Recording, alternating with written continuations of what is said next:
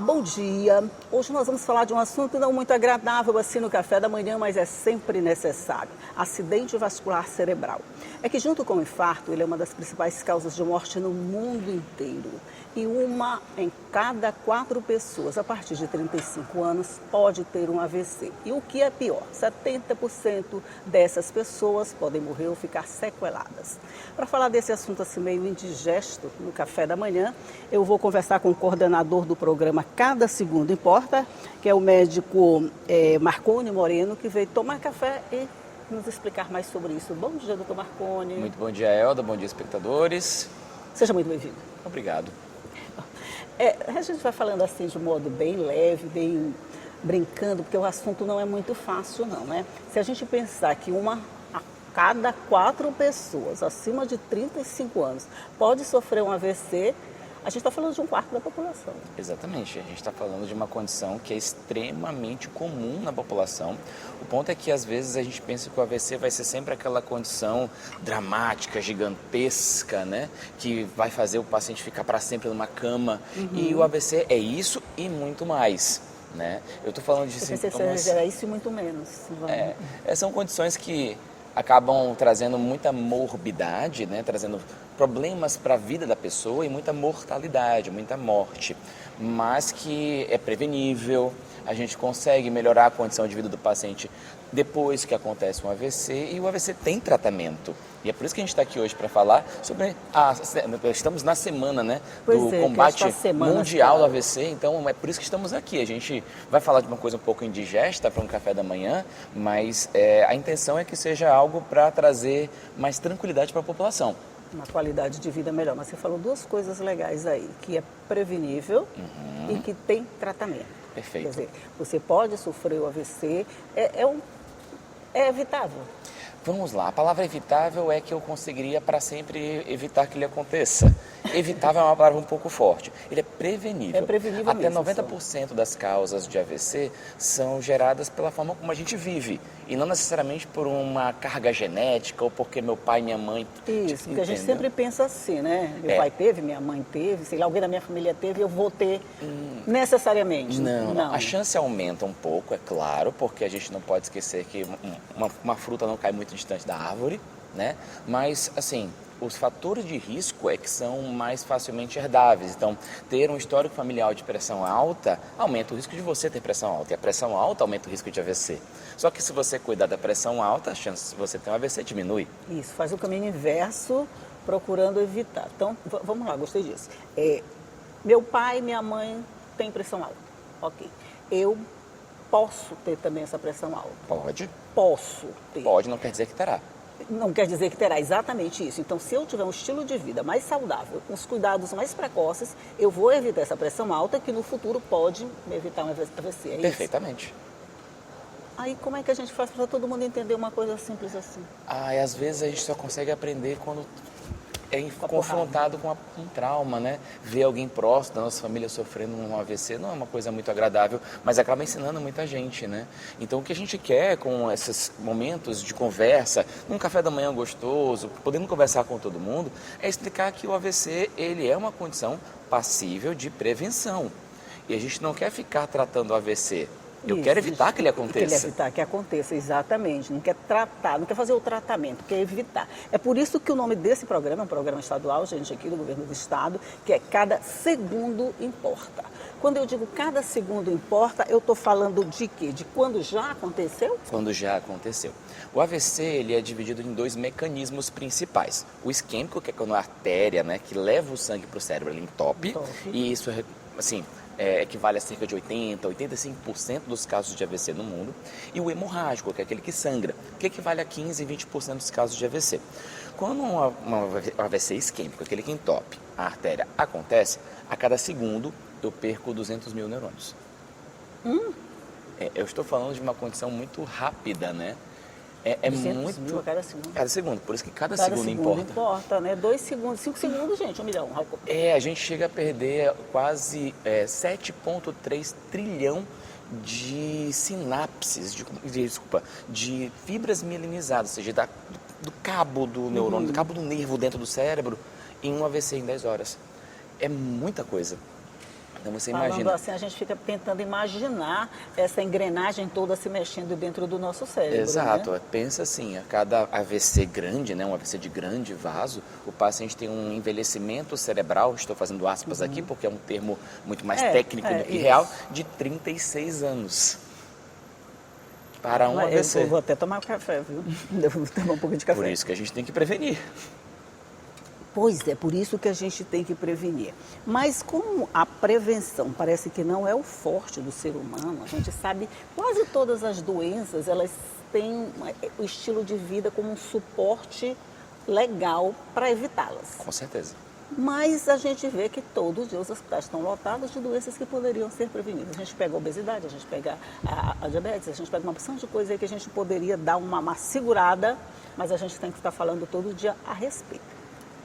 Como a gente não está evitando, não está levando esse estilo de vida legal, depois que o AVC acontece, você falou nesses dois, o AVC isquêmico, E né? o hemorrágico. E o hemorrágico. Perfeito. O hemorrágico é quase sempre letal? Não. Assim, é muito difícil a gente ficar pormenorizando qual é o pior AVC de se ter, se o isquêmico ou o hemorrágico. Qual que mata mais, qual que mata menos, qual que sequela mais, qual que sequela menos. O AVC hemorrágico, ele acontece em situações diferentes do AVC isquêmico na maioria das vezes. Então, a gente tem que pensar pela origem do AVC hemorrágico e não pelo AVC hemorrágico em si. Então, por exemplo, um AVC hemorrágico pode se dar por conta de um aumento de pressão. Os AVCs hemorrágicos hipertensivos, costumeiramente, são AVCs que são menores de tamanho e que o paciente normalmente fica sequelado, mas não morre.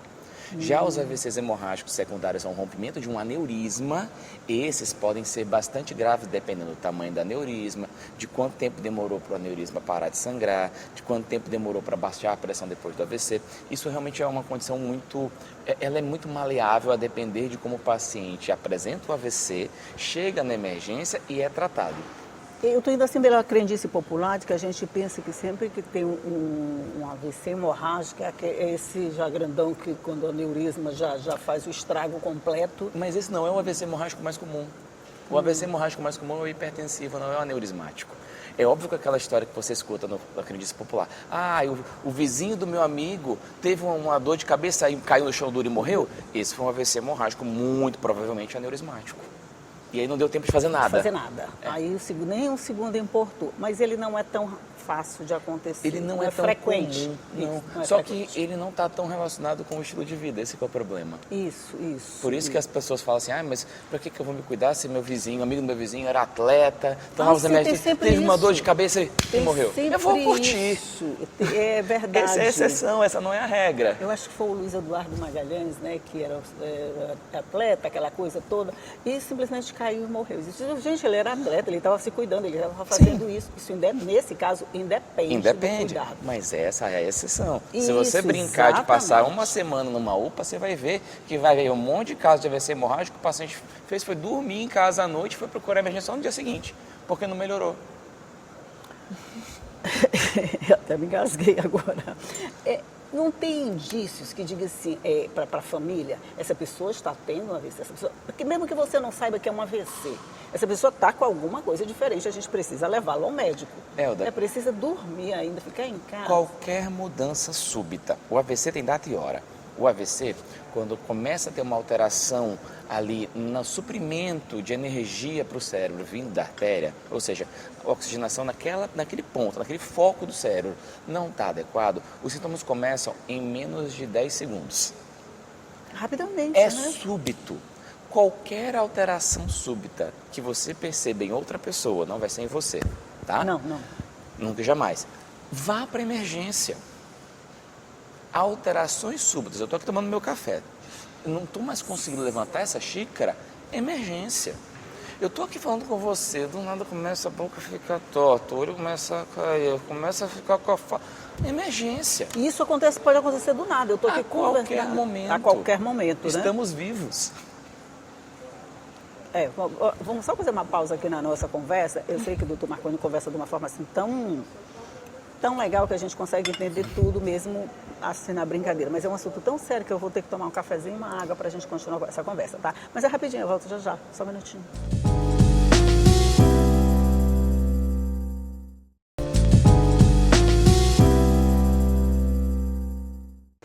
Já estamos de volta conversando aqui sobre a incidência de AVC no mundo, no Brasil, e a gente fica cada vez mais alarmado com as estatísticas. E eu estou conversando aqui com o Dr. Marconi Moreno, que é coordenador do programa Cada Segundo Importa, que ele é exatamente o que ele diz, cada segundo importa no tratamento ou até na prevenção dos AVCs.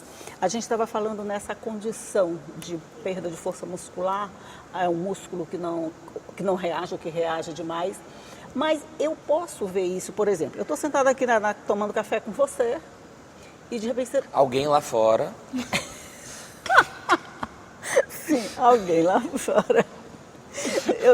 Eu posso ver daqui, a gente pode ver Pode. daqui alguém que não consegue levar a xícara, quer dizer, levanta e abaixa o braço sem conseguir. Uhum. Isso é um sinal de alarme. É uma suspeita de AVC, um déficit, ou seja, uma perda focal, uma área do corpo neurológica que não responde ao seu comando. Entendi. De forma súbita. A suspeita de AVC é basicamente um déficit focal neurológico súbito. Então, uma alteração por perda de uma região do cérebro responsável por uma porção do corpo. Por exemplo, a porção que cuidava deste braço aqui, ficou fraco porque não responde. E não está respondendo. E foi súbito. Por exemplo. Emergência. Emergência. Mas isso é que eu lhe digo. Por exemplo, isso aqui, de repente alguém pode fazer isso, voltar e eu nem tomar conhecimento. Quer dizer, aquilo não me trouxe nenhum sinal de alarme. O AVC, ele continua acontecendo.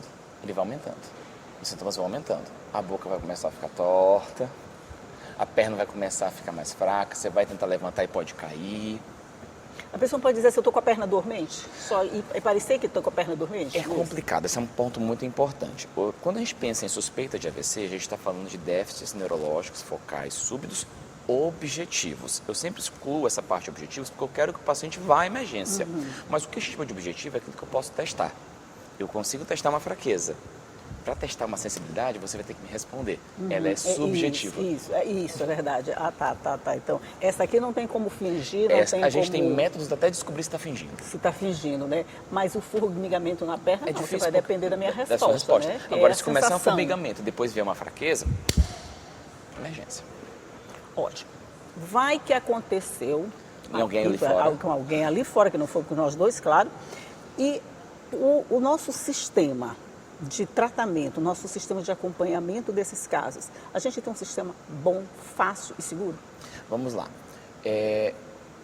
Vou falar do programa então. Tá, isso, vou partir diretamente para isso. A questão do bom, fácil e seguro é complicado porque nada é isento de riscos. A gente está falando de uma condição que mata. Tá, então dizer que é seguro seria dizer que não vai matar. Não vai matar. É complicado. Que a pessoa não vai morrer, né? Bom é não ter AVC. Então, fica um pouco complicado. Vamos falar do programa. Então, o que acontece? O programa do governo estadual, ele está operante desde 2023, desde dia 11 de maio de 2023, então já temos 2 anos. Efetivamente desde outubro de 2023, porque a gente teve um período piloto de 5 meses, de maio até outubro. Então, já temos 2 anos de programa de AVC ocorrendo no estado. O paciente vai até a UPA. Hoje, todas as UPAs da Ilha de São Luís já estão vinculadas ao programa. Então, você vai buscar uma UPA. Todas. Da Ilha de São Luís, todas. Tá? Ah, Marconi, o interior. Já falamos. Tá? Todos os que a gente está aqui em São Luís, vamos falar de São Luís, mas depois a gente fala do restante do estado. Vai para uma UPA, é feita uma triagem. Os triagistas das UPAs são todos treinados. Eles têm um aplicativo que, ao momento em que esse aplicativo ele é aberto e é feita a triagem no aplicativo, se der como positivo para suspeita de AVC, abre-se o protocolo de AVC, em que instantaneamente é colocado no sistema que o paciente é uma suspeita de AVC e um neurologista e um enfermeiro especialista em AVC participam da discussão do caso.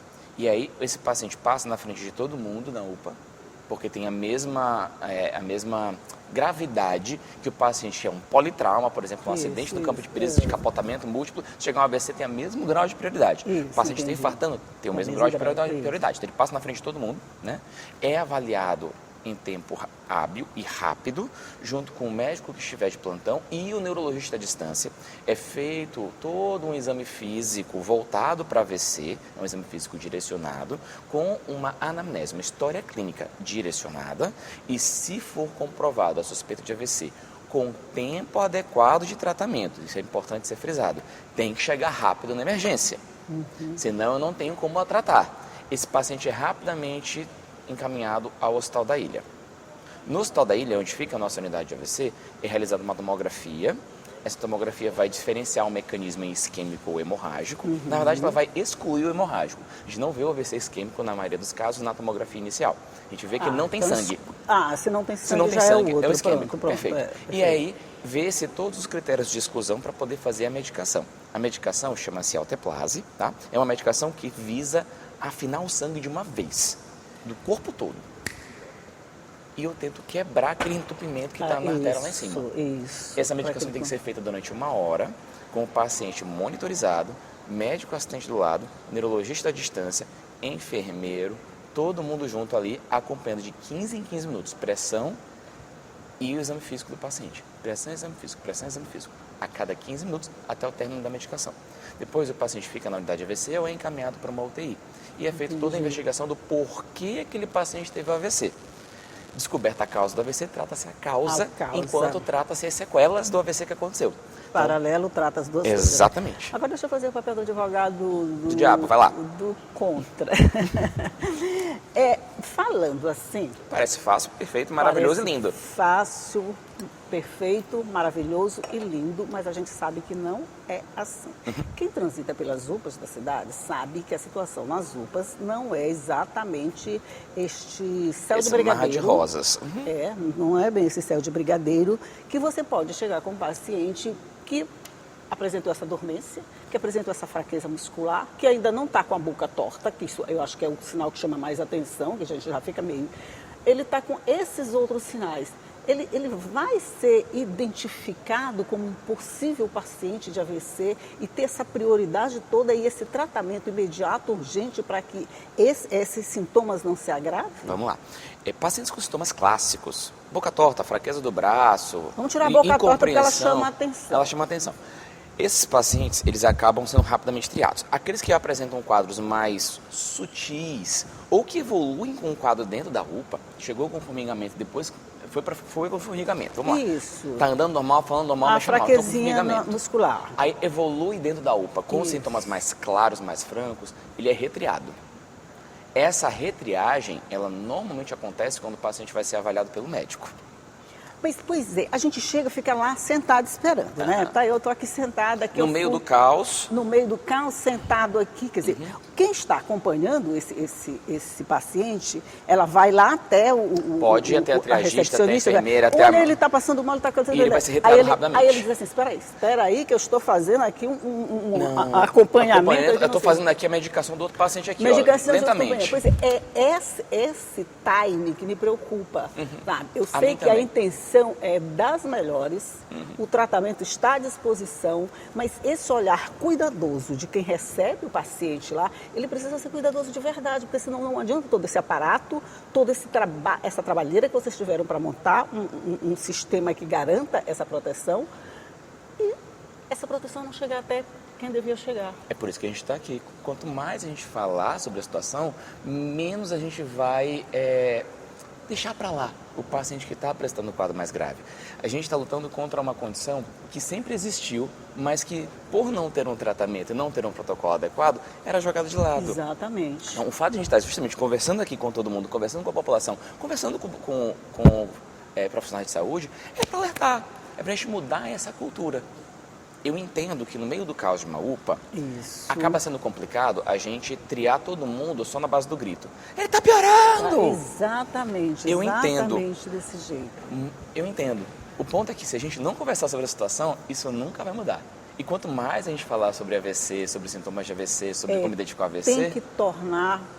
Tem que ser algo trabalho de formiguinha. Trabalho de formiguinha. Já foi muito pior, Elda. Há 2 anos atrás a gente tinha muito mais dificuldade. Quando foi que você foi numa UPA para ver como é que está a situação?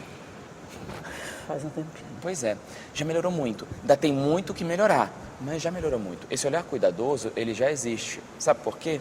Porque eu já tive funcionários das UPAs que tiveram AVC trabalhando. Olha só. Então... Aí, isso sim, isso chama muita atenção. Exato. Eu estou como enfermeira de uma UPA daqui da cidade, internada agora.